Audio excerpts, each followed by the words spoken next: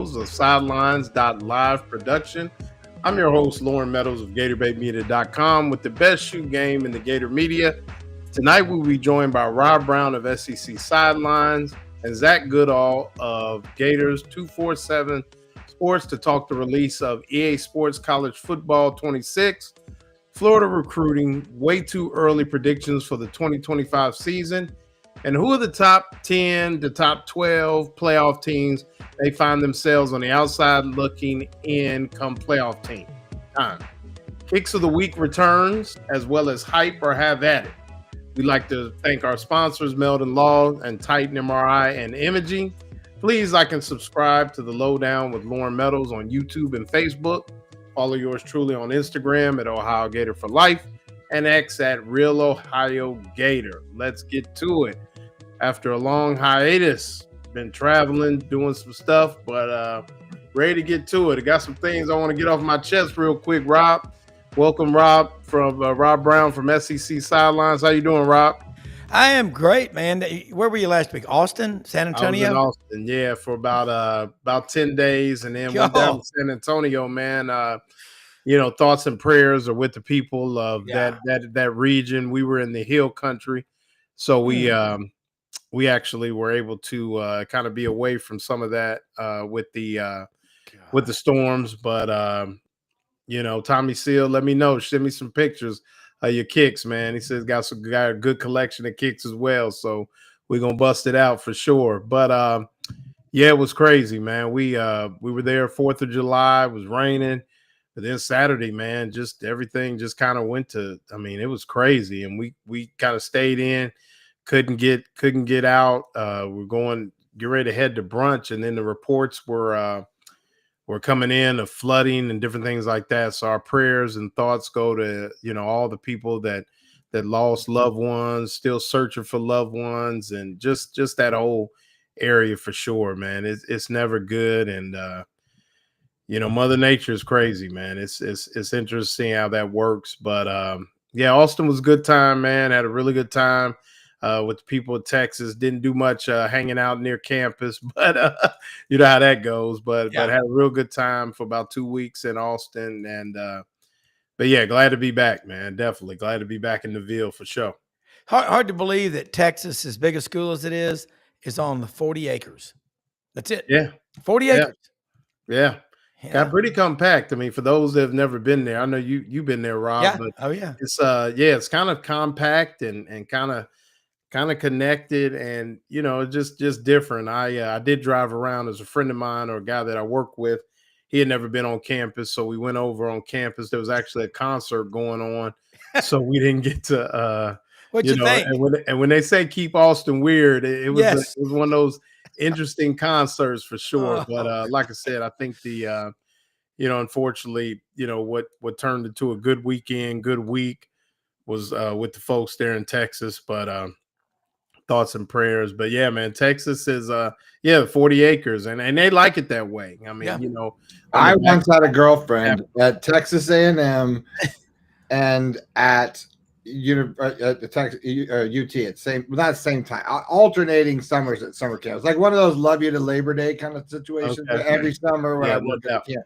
Yeah. So I got to visit both campuses, and I would say wholeheartedly, hands down, I would much rather be in Austin than in College Station. No doubt. If you comparing the two, I mean, Austin is an unbelievable city. Yeah. Got to hang out on 6th Street, do my thing. So yeah, no doubt. And even campus wise, I think I like A&M's campus better. But Austin, Austin to College Station, no comparison. I saw a bonfire when this is a long time ago. But I saw the bonfire before. Before, unfortunately, the unfortunate. Golly. That's great. I can't even talk about that. But Rob, I would say, definitely for our SEC folks, I would say Austin, city-wise, Texas A&M maybe for campus. Yeah, and Texas, Austin's gotten really big. It is just, Michael Dell, one of my classmates growing up was a classmate of Michael Dell's when he was at Texas, and that kind of just, there was the boom in Austin. And then another one of my classmates, Jimmy McDavid's watching the show right now out in Weatherford, Texas. By the way, He says they're filming the that series on Netflix or whatever, Landman with Billy Bob Thornton. They commandeered for a couple of days to do that. Pissed everybody off down there. And he said the mom and the daughter on Landman, he said they're everywhere out here. No doubt. Nothing. That's all I got. Yeah. You're trouble. What's up, Perry Mason, my friend? Yeah. Got a lot of people. Shout out to Perry Mason, Tommy Seal. We're gonna do kicks here soon. So Tommy Seal says he's got some kicks. Send me some pics on the hit me on the instant messenger, Tommy. Let me see some of your kicks. We can compare notes. But fellas, I want to get something off my chest. If y'all got a minute, Brendan, you could join in before Zach comes in. I'll hang out for a second. Football and the Gators. I see I get a little too riled up in your show, so I got to stay. What'd you say now? For a minute. I get a little too riled up. I'll come have a glass of wine yet, but yeah, I'll hang out for one segment. Tell me about it. Come on, tell me your problems. So I got an issue, man. What is it? And Brendan, you can maybe get with this, and Rob too. And it came up in a group chat that I'm in. Why is it that you can't just like greatness? You just can't accept greatness. So what Context, I mean, please. Why, if I like Jordan, why can't I like LeBron too? If I like Larry Bird, why can't I respect my Magic Johnson? But you get in these conversations and you see it all over the internet that what is it that makes people say, well, if I like Jordan, I got to hate LeBron. I got to make things up about LeBron. I got to ignore the fact that he's got 40,000 plus points and is scoring 25 plus a game at 40 years old. I mean, what is it that in sports, but it seems to be that debate as a whole. They don't dislike each other. Magic and Bird love each other. And, how is it that we get to those kind of, discussions in sports? I mean, I'm not a big Herschel Walker fan, but you can't ignore his greatness. Guys that played at Georgia. I mean, if you're a dog, you're a dog. But what is the root of those kind of? Well, if I like one, not only do I have to not like the other, but I gotta find ways about. Somebody said, well, all he does is flop. I ain't never seen a basketball player put the ball in the hole sitting down. So, I mean, he's at some point in time, he found the time to stand up and put the ball in the hole, over, plus 17,000, times. So, I mean, Rob, you want to go first? Well, I'll say it's old school versus the younger guys. It's always going to be that chasm, that debate right there. But growing up, watching Larry Bird, Magic Johnson, Michael Jordan, they were on the team they were on, okay? Where people attack LeBron James is that he goes out and Charles Barkley calls him a whiner, and that's a lot of that's Hollywood, that's theatrics, but he's a hell of a player. And so, my deal is stay out of politics, stay in production. And I don't give a damn what your politics are. Some people feel like chocolate ice cream, some people like strawberry. I don't care. I just dribble. Shut up and dribble. Sports. I don't care about all that. LeBron's an incredible player. Hey, 40,000, like you said, he's put the ball in from the field about 17,000 times. I've watched a lot of NBA games, going to Grizzlies games. I've watched LeBron play. The guy's so smooth, he can put 40 or 50 points up. You don't notice it. Kevin Durant, same way. I think Michael Jordan was just because of when he came up and he stayed, 3 years? Just like Barkley and Sonny Smith and Dean Smith both had to shoo him away and say, you've got to go. That's all it is. And then, so LeBron went straight out of high school up there in, Ohio. He's from Akron or Toledo. Is that right? Akron, yeah. So that's it. I mean, I just don't. And people try to make it like there's a camp. You're an idiot if you are for this one, but you're real smart if you're for that one. That's silly. You know what? I don't care who you play for, what color jersey you wear. I don't care about any of that stuff. What I care about, what do you do on the court? And that's just what it is. People want to sound intelligent, but they really sound foolish. Well, somebody had to quote me and said, well, Jerry West, about LeBron, and there's literal clips out there where Jerry West talking about how great LeBron is. Larry Bird talking about how great LeBron is. I mean, but go ahead, Brendan. I think it's our fault. Media, it's our fault because we spin it up. We make the storyline. And I think you have to understand that when people are introduced to greatness, it's usually attached to the team that greatness is on. So that becomes your greatness. You have ownership in that greatness if you're a Bulls fan. You have ownership if you're a Broncos. That's your guy. So when you get to go, so for the rest of their career, you get to talk shit that's your guy, good or bad. Yeah. So it's like, I love my team, but I love my guy. And so I think you're loyal to your guy, right? Race fans are classic for this stuff. Like, are you an Earnhardt guy? Are you? Oh God, yeah. But that's the individual. But now you're on the race team. Like, are you a Ford guy? Are you this guy?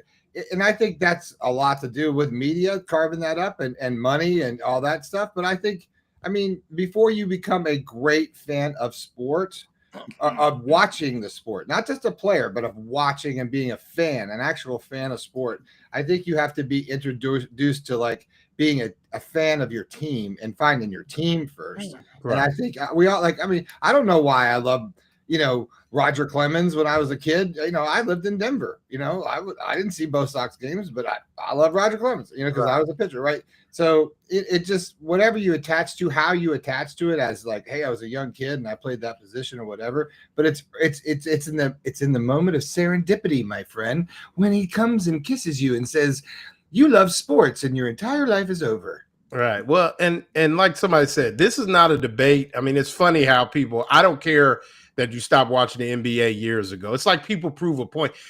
They still selling Jordans and Durants and all those shoes. Yeah. So the fact that you're not watching the NBA, you're watching it indirectly because you're contributing to other things that make the NBA great. Yeah. So it's not even about that. I'm talking about, like you said, Brendan, I'm talking about Caitlin Clark versus Angel Reese.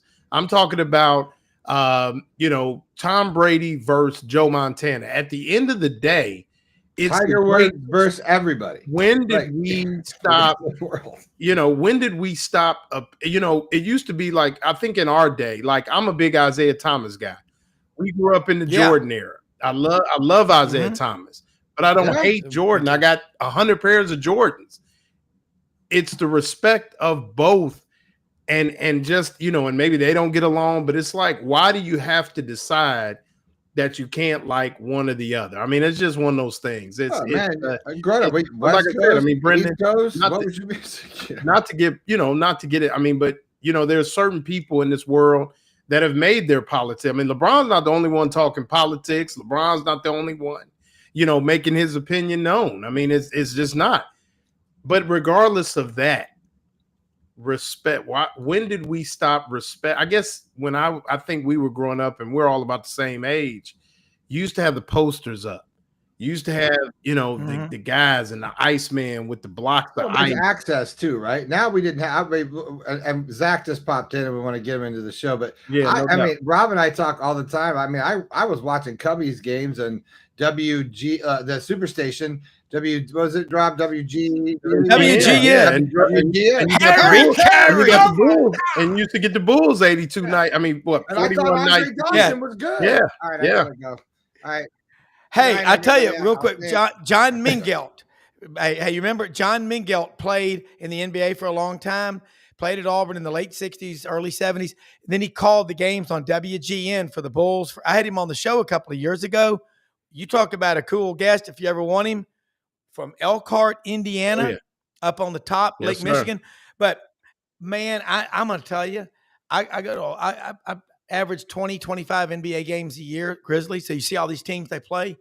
I'll tell you something, man. What you don't know is those guys off the court. They come in, all these teams. I'll just leave it. We're going to get to Zach. But I'm saying they all go to the Ronald McDonald House where all the kids from St. Jude and the families, which we go over there and support. They also go to the Grizzlies house, the Tri-Delta house, and they write checks and they go see kids in the hospital.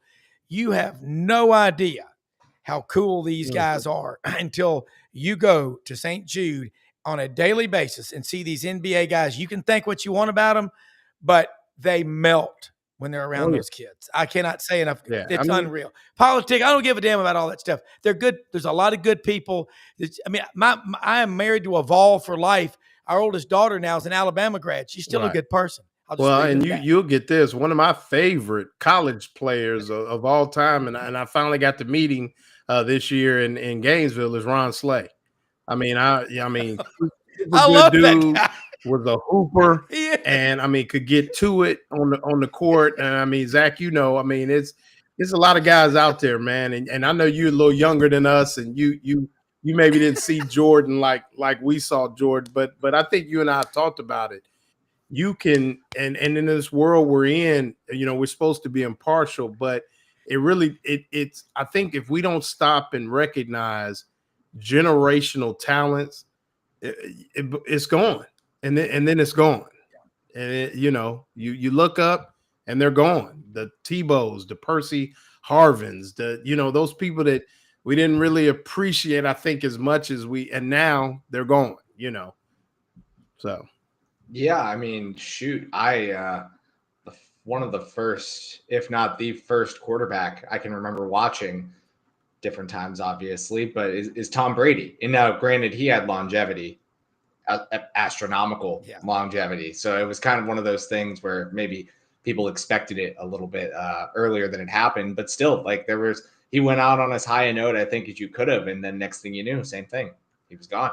Yeah. I mean, I guess, I'm going to get off my horse and we're going to talk some Gators, but respect the greatness, guys. Appreciate it, because when they're gone, I mean, LeBron is probably the last connection to those of us that love the old NBA and the way that it is now. LeBron is probably the last link to those good old days that we all are hanging on to. So, appreciate guys like LeBron, Durant, Steph Curry. Guys are getting long in the tooth because they won't be here much longer. So for sure. But welcome in, Zach. Happy to have you back. Been a while. Lots been going on. But the first thing, and Rob, I don't know if you hip to it, the release of EA Sports College Football 26 officially will be on the 10th, but it's in a lot of people's hands now. Zach was on the message boards today, talking about some of the rankings, things like that. But just speak to the game, Zach, what it means to college football coming back last year. And then, I think you were a little disappointed in some of the ratings for the Florida Gators a little bit and how that went down. But, just talk to us and just what the streets are saying about the release. Yeah, this game went away when I was really getting more into video games. And I was kind of a late bloomer. Like I was never a huge gamer and I got into it a bit later. But there was one thing I did growing up. It was playing football. Madden, especially. I was an NFL kid. College football too. And I would argue college football was always the better game than Madden. So for it to come back, I mean, there's millions of now adults, but we're kids like me who that game meant everything when they were playing, and for it to come back. And honestly, like it obviously had so much hype going in because of how long it was away and the way EA had gone. Madden was starting to just be replicated year in and year out. People were hyped, but skeptical at the same time to see how it would turn out. And I think they nailed it. I think they hit it out of the park with the very first one. And obviously there were some features that people were still waiting on. Road to Glory taking a bigger step where you can be a player from high school, go all the way up through the ranks. There were things that they were ironing out, but it was such a huge game to put together that it was never going to be a one-year thing. I've yet to get the game. I'm waiting because I don't want to spend the $100, but I'm getting it when it comes out Thursday. Like some other idiot that will remain nameless. This guy. I was not going to judge you. There are a lot of people playing it just like you. And I'll tell you what, last night I went to go celebrate a friend's birthday party. And his roommate was like, hey, like bring an extra controller. I got the game. Let's do it. So I did get to try it out a little bit. They've already upgraded the graphics. I think it already looks like a clearer, better game than last year. I got to see the new Road to Glory mode. He was doing it. It looks fantastic. Building a dynasty. The recruiting has gotten way more intense, in depth. Like there's storylines to it. And we played. He's a Florida grad. He played as Florida, so I decided I would go as South Carolina because I wanted Lenora Sellers. And I'll tell you what, he and DJ Lagway both, they're cheat codes in this game. It was very fun. I ended up winning. Like I'm going to take it. We played in the swamp. I won 41-38. But both those guys, I mean, it could have gone anyway till the very end. Right, no doubt. Rob, are you a game guy? I mean, I know you keep your ear to the ground on, the pop culture and what's going on, but the landscape that we talk about on a consistent basis, almost weekly here with the NIL.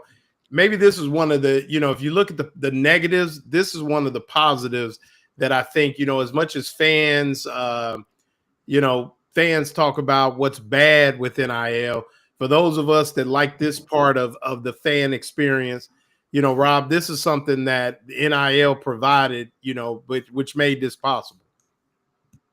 Well, and I got 4 kids, 25, 26, 29, 36. I mean, they're into everything. They, I'm with Zach. It's just fun playing it. And we're all kids. Don't ever stop being a kid, man. Yeah. I mean, I don't know what you're waiting on. And it's just, they're fun. And also, it's kind of like the old DX trading stamps when we were kids, Zach. Brendan, Loren, a lot of y'all, DX gas stations, you had this book and it had every NFL team and it had 47 blanks. And every time your parents got gas or you got snacks at a DX gas station, you got stamps and you tried to fill in every one of them. And I used to get my parents to get gas on a 16th of a tank. I said, you got to go back. It was so bad. Now, I'll tell you this. Guervil, your premium, former kicker for the Dolphins, he was a hot commodity, as was, you talked about longevity. George Blanda played football till he was 47. Right. Anybody here know where he played his college football? The Kentucky Wildcats. Yeah. I mean, just read that last week. Zach, I hear you. I think I heard you on Chuck Oliver's show, by the way, recently. I was there, yeah. Were you on? Yeah. Good job. Really good with Heath Klein. Chuck and I went to Auburn together. I'm going to tell you something. You're right about playing these games, and so are you, Loren. I don't care how old you are. It engages you, and it makes you, like these fantasy football and fantasy baseball and basketball, it makes you pay attention to who's on the rosters. It's like having a portfolio of 10 stocks. Even if you're a 5th grader and they're just pretend, you're going to pay attention to the market. But nothing beats putting real money in there because then emotions get involved. But I don't have the EA game yet. But if my mom says I can get it, I'm getting it. No doubt, no doubt. So I know you were talking on the messages board, Zach. Kind of enlighten our fans, give them something to talk about a little bit. You were making some notes about the Florida roster. I think with this version of the game, they're trying to keep it, where there's nobody that's otherworldly, so to speak, somebody that just is just, like you said, a cheat code. I mean, like I agree, Lagway's pretty good on there. He can make all the off platform throws, and I was running around with him today, and I'm pretty good. I play on Heisman, so I get right to it, so I don't waste time. But just talk about some of the things you saw from the rosters, and I know they constantly update the rosters throughout the year, so there will always be there's a consistent judgment of the talent and always analyzing how guys are doing up and down, changes on the depth chart. But I want to ask you about one particular roster addition that I saw in the game, and you might have some insight on that because I thought this guy was retired. And then 2, just your thoughts on maybe some guys that, stand out, but then, for sake of our Florida fans, some guys that got their, didn't get maybe rated as high as they possibly could have. Yeah, they do update them throughout the year. And the way I would look at it, I agree with you that they're trying maybe not to go like out of this world player out of the gate. There is one player in college football that I would put at a 99 overall, and that's Jeremiah Smith, and he's ever so close. He's a 98. And I'm sure there's like Ryan Williams might contest for that at some point, a quarterback. If DJ Lagway comes out, Lenoris Sellers comes out and has another worldly year, then maybe by the end of the year, they'll be in that 96, 7, 8, whatever range. As it pertains to Florida, yeah, I thought it was fair. This is still a roster that, well, it's as talented as we believe it to be. There's positions where there's, you want to see a little bit more proof. Maybe some players that were high on because they were, such highly coveted recruits, but they're young and don't have as much experience, where it got brought down a little bit.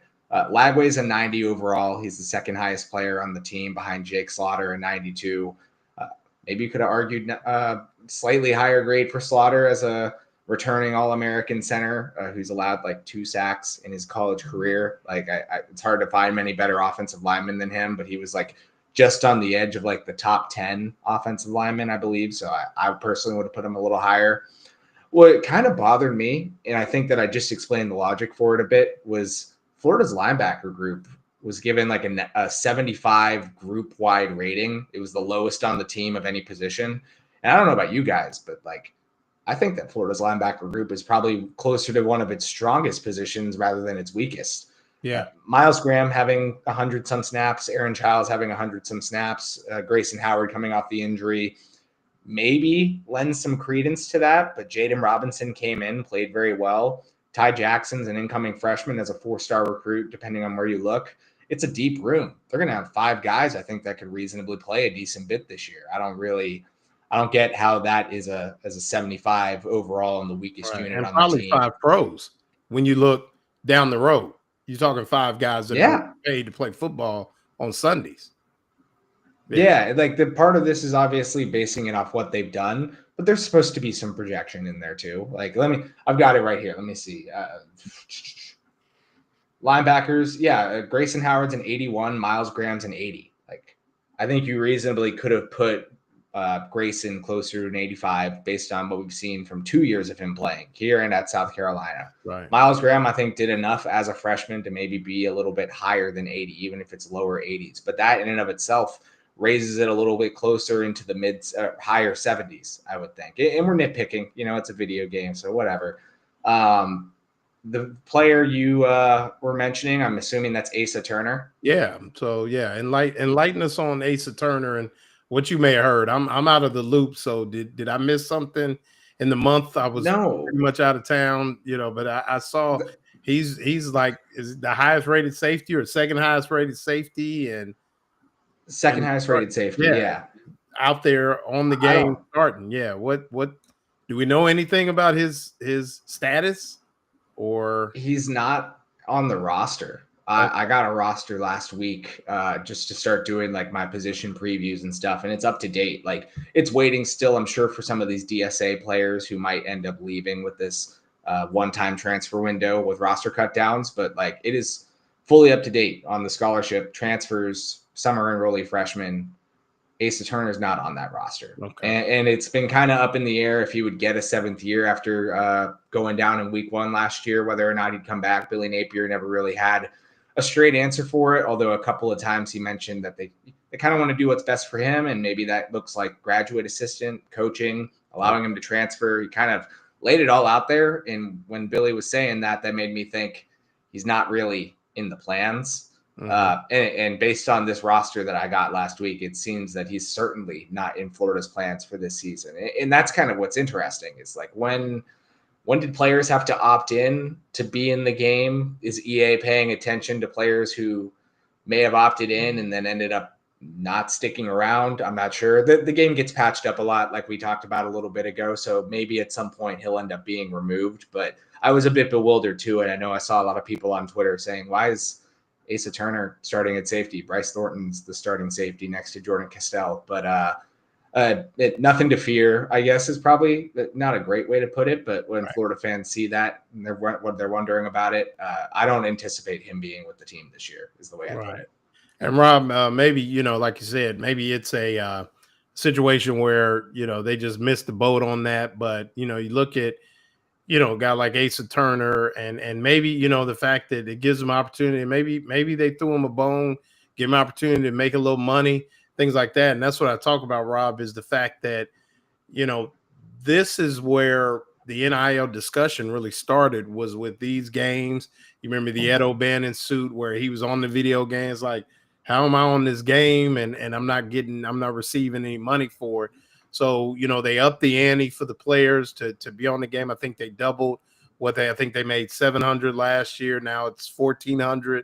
So I think that's about right, Zach? So, I mean, Rob, when you look at it this way, at least you can appreciate the spirit of NIL in a vehicle like this.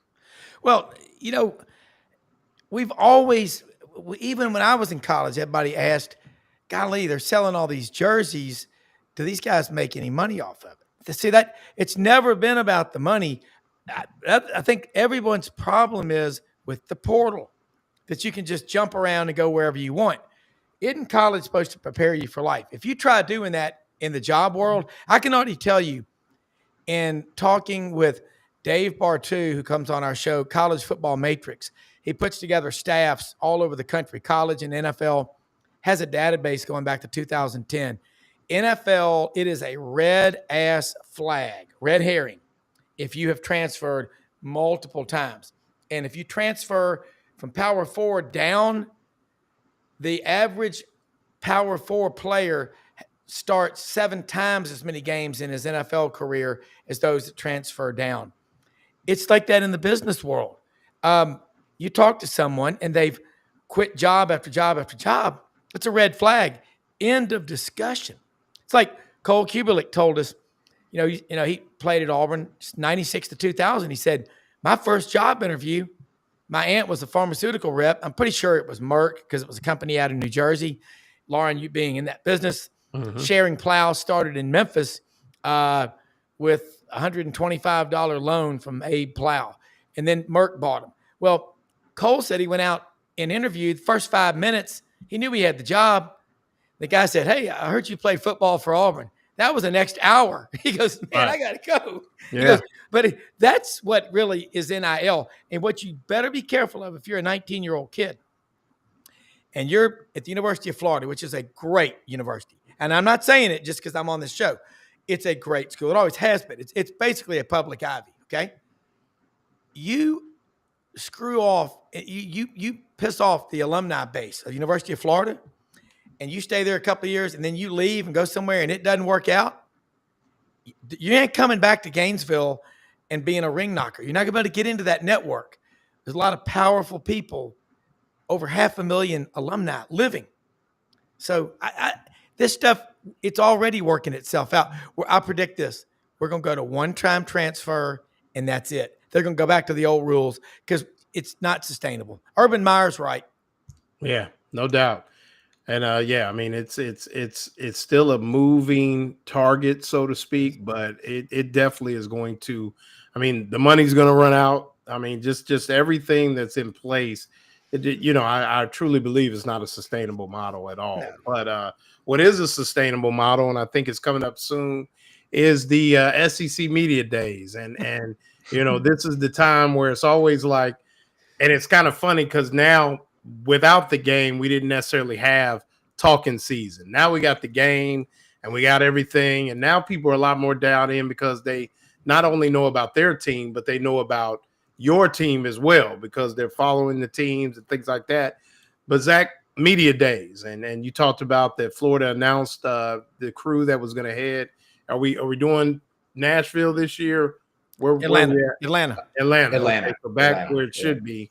And so going back to Atlanta, the Gators have a nice crew going with them, and it'd be kind of interesting because this will be really the first look that the media really gets a good look at DJ Lagway and speak to not only him but the other guys that are going, but what this could mean for Lagway if he does get out the gate well, outplays Nussmeier, outplays Carson Beck. On the heels of, what should be a great media days for him, what this could mean for him and the Florida Gator. Yeah, I mean, I guess it shouldn't be too big a surprise to see Lagway going is, let's call him what he is, the face of the franchise for an NFL term, and everyone knows it. At the same time, Billy Napier's really always leaned on seniority when it comes to this, and he is the youngest player that will have gone under Napier. I think the next closest was Shamar James and Jason Marshall in their true junior season. So it's always been in like those upper 2 years of the program that Billy's taken someone. But again, like no real surprise that he's going, and I'm sure he's getting trained up very well in being prepared for a million different questions about his shoulder, about his injuries this offseason. So that'll be interesting to try and navigate. We're fortunate. So part of what we get to do, and I'll be there for Swamp 247 before they go out and they do like the podium and they do these scrums with national media and SEC media at large, the local beat does get to spend time with them at first. So before they're peppered with the questions, from no disrespect to journalists out there, but we cover the team on a daily basis. So we hear the different things that are going on. We talk to Billy Napier when he's available all the time. We get the updates. I think we'll be able to navigate those questions a little bit better and try and get a little more truth out of them. We have chemistry with these guys, obviously, so it's probably easier for them to talk to us than it would be with just the media contingent at large that'll be there. So I'm really excited to get a little more from DJ. I haven't talked to him since he became a Florida quarterback because I wasn't here last season. He wasn't available during the spring as he was hurt. So this is my first time actually, while he's been with the team, to have interviewed him. When it came to the other two, Jake Slaughter and Caleb Banks will be there as well. Real easy decisions, I think. I mean, you could have, I guess, gone with another two redshirt seniors who decided not to enter the draft in Austin Barber and Tyreek Sapp. But ultimately, of those four, you really couldn't have gone wrong with any of the other two spots, being that they're limited to three. It's a good crew, and I think that there's going to be a lot of conversation about what happened with this defensive line at the end of last year, how the defense turned up, how Caleb Banks really started putting together a career season in those last 4 to 5 games. And Jake Slaughter, he's kind of the guy that's been steering the ship, for a lack of a better term, but he's been there, done that, a consistent figure for this team now for multiple seasons, more local guy too. So all around, I think it's a really diverse group of players that are coming in and should be able to represent the program well up there in Atlanta. Yeah, no doubt. And Rob, you'll be there as well, covering for our network, Sidelines.live, and your show, SEC Sidelines. Outside of, and I know you'll be able to spend some time with Lagway as well. But who else will? I mean, obviously, is Arch gonna? I don't know if that's Texas put their list out. Is Arch going to attend? If I may stall. Yeah. If I can stall real quick, let me see. Yeah, that list was actually emailed right before we came on the show. Okay. And then I was having to send a proper photo back to the SEC, Chuck Dunlap and Mr. Craig Pinkerton, because my headshot wasn't right. So Audrey had to take like the third or fourth picture. I'm gonna make that. I'm gonna make that one year, but duty calls. That day job you got is pretty hectic. But yeah, what were you saying? Arch will be there. Yeah. What's that? Arch will be there. Okay. So Arch will be there. Yeah. Yeah. So Rob, with everything that goes on at media days, just speak to, having guys like Lagway and I'm sure Nussmeier and Arch Manning. I mean, we're starting to get into, a second golden age of quarterbacks here, with the quarterbacks and just where the league is going. And while everybody says the SEC is dead or may kind of be losing its grip, you have a lot of star power there in Atlanta. It is, and I love this questioning. Is the SEC's era, reign of dominance, 14 of the last 19 national championships over? It's certainly in question. Hell, the Big Ten's won 2 in a row. That's good, because complacency will be the downfall of any league. And we know this stuff, it goes in cycles. But David Cutcliffe, who coached Peyton at Tennessee, he coached Eli at Ole Miss. He was on our show yesterday morning. And he's very close to Arch because Cooper, Arch's dad, signed with him at Ole Miss until he had the neck injury, had to give up football. So he said that Arch and his brother Hud had been coming up when he was at Duke since he was a little kid, just working one-on-one on throwing. I like what he said about Arch. So it's going to be cool to ask him about, hey, just be a great teammate. Remember that deal about the Manning family that John Goodman narrated? What did Archie Manning's dad say from Drew, Mississippi? That's right down there. I got a farm down in Lambert in the Delta. That's Highway 49. He said, just be a good guy. Just be a good teammate. Right. And you know what? That's what it sounds like DJ Lagway is. I think that's a great statement. Golden era of quarterback. Zach, you going to stay the whole time in Atlanta? I wish. I'm getting in like late day Tuesday and then heading back Thursday.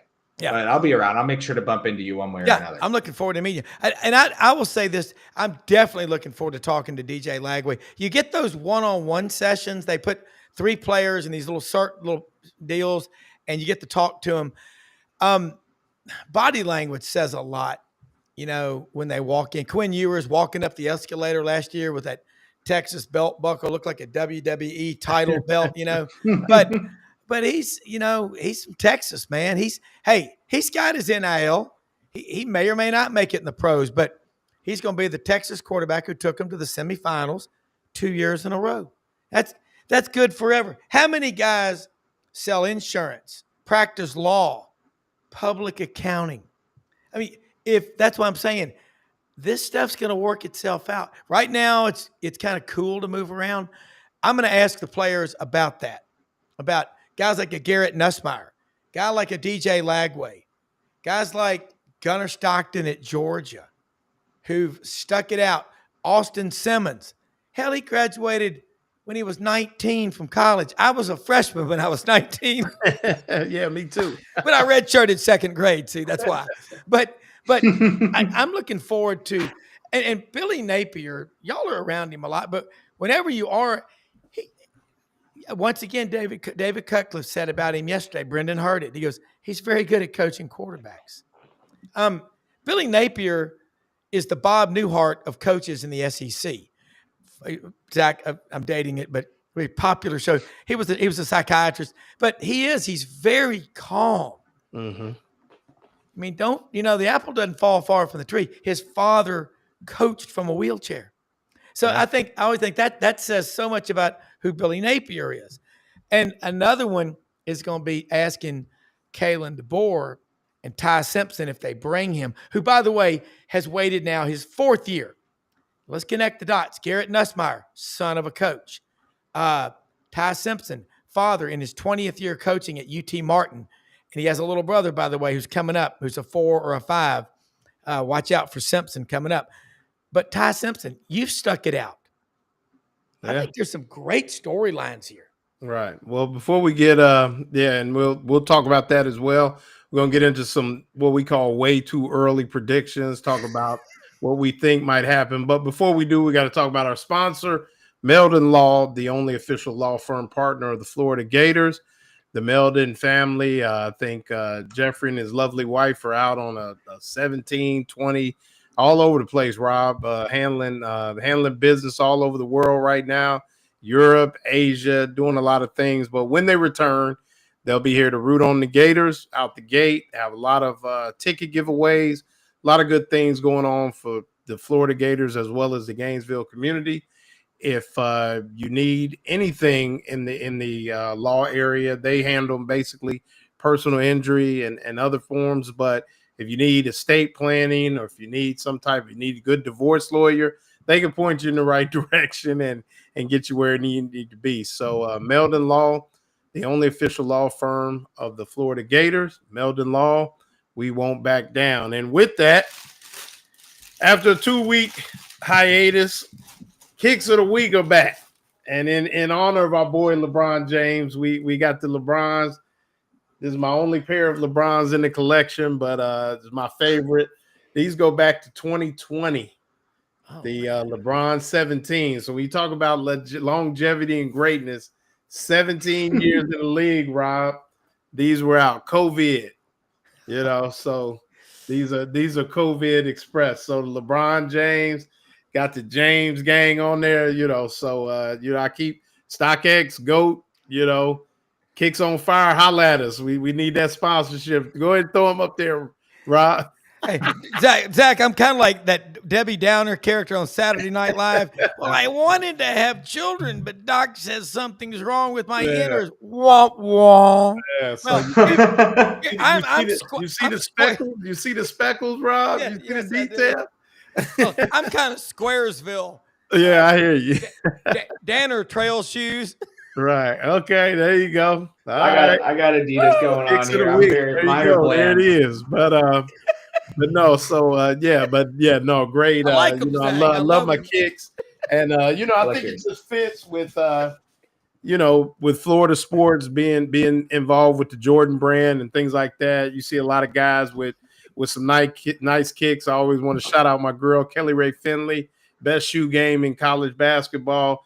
She definitely can hold her own with that. But Athlon's put out a playoff bracket, Zach. And the 12 teams they have, let's just go down: LSU, Alabama, Ohio State, Boise State, Georgia, Miami, Notre Dame, Oregon.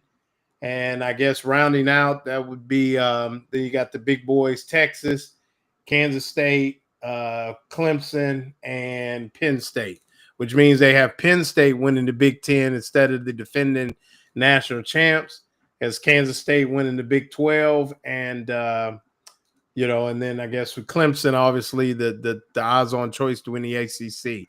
Anybody stick out to you, Zach, that you really like, or somebody you think might be fool's gold, just kind of too early to tell, or somebody you might think might be there when the smoke clears? Yeah, Miami at 11, so the ACC gets 2 again. I'm gonna go with the one that I think doesn't belong, and I don't think Miami belongs. Okay. I know Miami's a talented team. I know it's pretty well recruited. That's a lot of faith in Carson Beck. And I think that even though he's dealt with injury, I'm not sure that he's ever really shown something that's worth putting that much faith in, other than when he's on an absolute machine of a team with Georgia. I don't know. Like I'm going the easy way out here. I'm not buying that hype. Right. Rob? I'm going to take Miami out, and I'm putting Georgia Tech in the playoff. I think Brent Key, September 13th, down on the flats in Atlanta, Bobby Dodd Stadium, Grant Field, across the Interstate 85 from the varsity, and I will be eating a couple of chili dogs when I go. I think I'm going to sneak over there. I think that game right there has your 2 ACC playoff teams. Kansas State, man, Purple Pride, those folks out in Manhattan, they're nuts. I mean, they belong in the SEC. They got a Gothic stadium. I love it. Mm-hmm. Penn State, hey, man, they can play good football at Penn State. Georgia, yeah. Texas, yeah. I got Florida at 10-2, which means they're going to be in the playoff.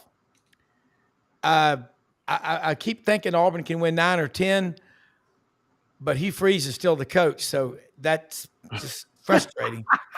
He's off to the worst 2-year start, first 2 years of any coach. But then again, he inherited a death penalty program after what Harsin did to it. But Georgia Tech, I'm not buying the Miami hype.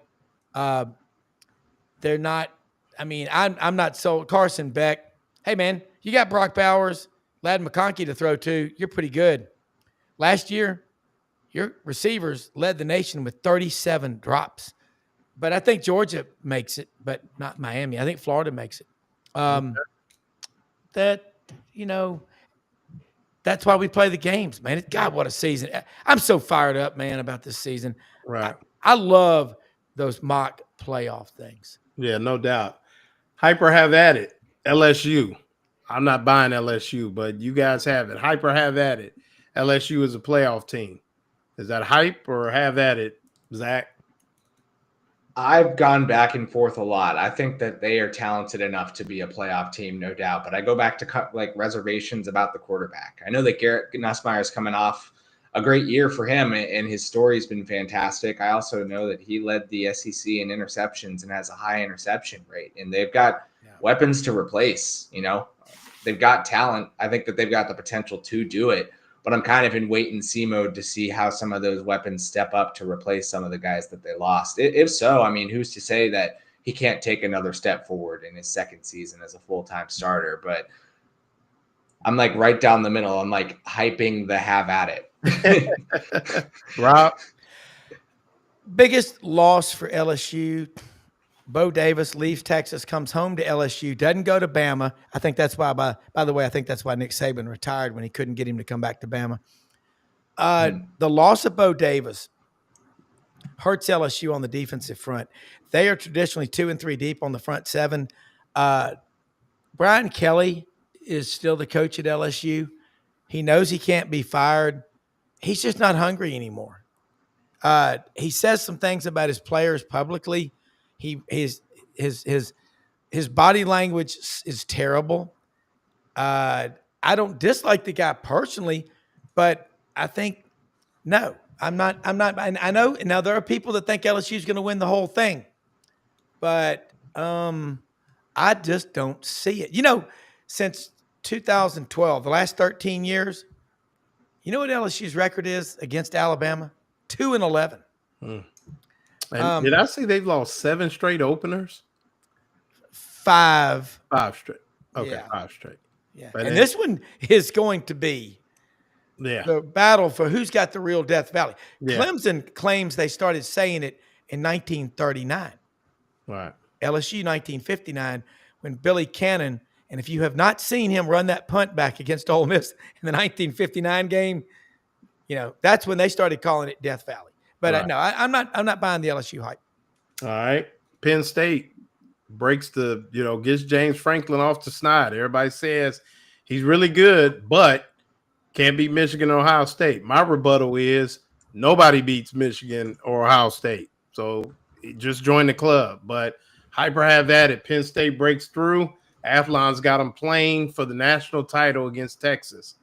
Hyper have at it, Rob. Buying Penn State. You like Drew Allard, quarterback?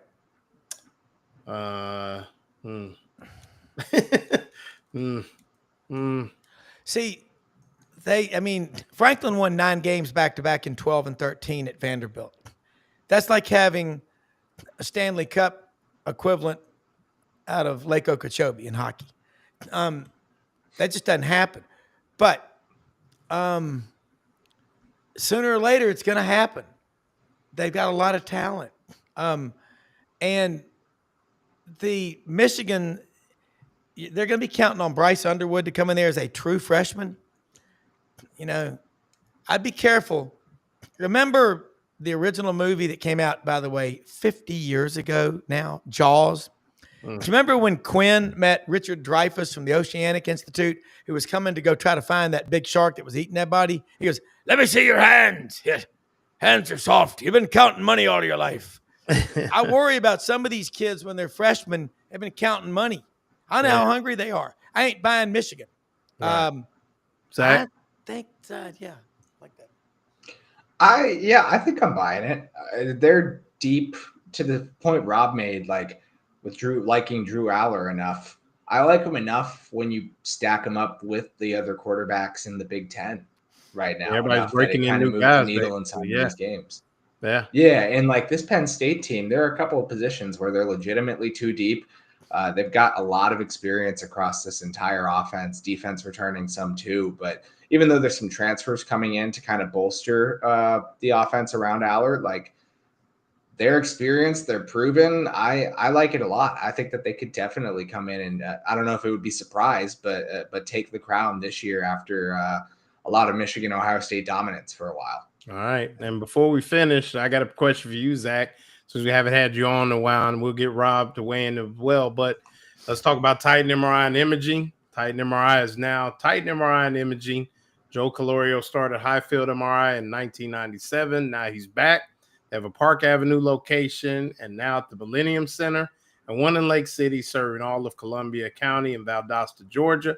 They offer the same great customer service, accept insurance or through convenient self-pay options, larger MRI machines for patient comfort, coming soon to Ocala to better serve Marion County and the surrounding area. Titan MRI, it's your choice. And to finish out the show, I keep asking everybody this, Zach, late in the year, the week after or week of Halloween, does the Florida-Georgia game mean something for real? Not a rivalry, but does it have national ramifications this year? Hyper, have at it. I'm hyping it. I mean, I think that Georgia is, a lot is riding on Gunnar Stockton this year, but it's still the same Georgia team otherwise in terms of they just keep reloading constantly. And if Florida could come in and unseat them, questions arise, I think, for Georgia. But I mean, comparatively, be a game where winner may go to Atlanta, winner, yeah, looks dead eye looking the playoffs in their eye. I think so. If Florida comes in and wins that game, that I don't know really what else they have to prove unless it is literally a fluke win and they've done poorly otherwise. But like, who would imagine that to be the case if they're coming in and beating Georgia? I think that game really could mean everything for Florida. I was asked a couple weeks ago for when we did our 247 little video preview to put together a record prediction. I actually did not end up getting asked what it was. I've kind of put it in my back pocket. Right now, I've got them going 9-3 with a loss being to Georgia, as well as I actually have them back-to-back losing to Texas and Texas A&M, which I know is a little interesting compared to some other ones out there. Undefeated up. But so you got that. Yeah, but let's imagine. Let's imagine that happens. Maybe not necessarily the losses to Texas and Texas A&M, but the world in which they go to LSU in their first big game of the year, win a night game in Death Valley, and immediately look like they've picked up where they've left off from last year. The Texas game, everyone's circling for reasons beyond the importance of it, but Texas coming back to the swamp is a huge thing. Realistically, Florida could lose those two games, Texas and Texas A&M, and that Georgia game is still circled. That's still the one that if they can go into Jacksonville and beat Georgia, you can kind of cast aside those two losses. They do that, they're playoff bound. To me, at least. That's kind of the way I look at it. Right, no doubt. And Rob, I know you agree. Who you got on the show tomorrow, Rob? I got Max Howell, one of the OGs in Sports Talk Radio, is going to check in tomorrow morning. Dudley Dawson check in from Fayetteville, and Vince Ferrara from the Sports Animal in Knoxville. So I got to say, I think Gators split the Texas schools, lose at Ole Miss, go 10-2, which means I got them beating Georgia. Their offensive line is really good at Florida. Y'all know that. Yeah, no doubt. That's a big deal. All right. Zach, what we're going to read from you. I know you guys have the previews of each position. Who's up next? I saw the tight ends today. Who we got next?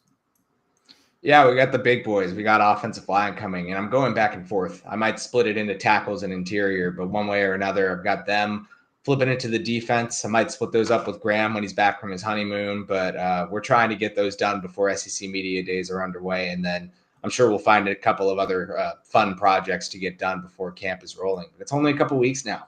All right, can you believe it? It's shout almost out to here. Graham Hall for his nuptials. He's a married man now, so he'll be on the beat with a ring on his finger. But but appreciate you guys coming on. Appreciate you guys listening to us on the Lowdown with Loren Meadows. We'll be back next week, back in Gainesville again. Got to take a quick flight to Asheville, North Carolina tomorrow, guys. But we'll be back next week, next Tuesday, 9 o'clock, live from somewhere. See you guys later.